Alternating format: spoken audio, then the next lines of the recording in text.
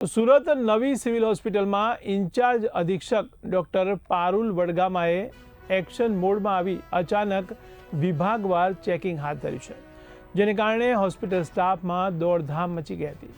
તો સફાઈ, દર્દી સેવા અને સમગ્ર વ્યવસ્થાને લઈને કડક સૂચનાઓ આપતા તેમણે ઝડપી સારવાર સુનિશ્ચિત કરવા માટે કામગીરીમાં તેજી લાવવાના આદેશો આપ્યા હતા.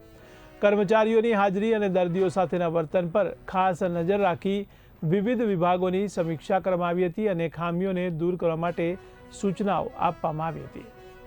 દર્દીઓને સમયસર અને સારી સારવાર મળે તે માટે હોસ્પિટલ તંત્ર હવે સતત મોનિટરિંગ અને કડક વ્યવસ્થાપન તરફ પણ આગળ વધ્યું છે.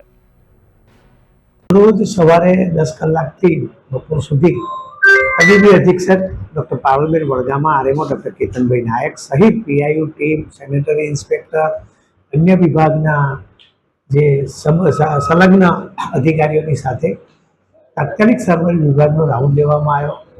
ખાસ તો બહાર સ્ટ્રેચર અને વ્હીલચેર હોય તેની સાથે માણસ પણ વ્યવસ્થિત બેઠેલો હોવો જોઈએ. સ્ટ્રેચર ગાડીવાળા ને ત્યાં સાફ સફાઈ હોવી જોઈએ. તાત્કાલિક સરકારી વિભાગમાં સિક્યુરિટીની વ્યવસ્થા વ્યવસ્થિત હોવી જોઈએ.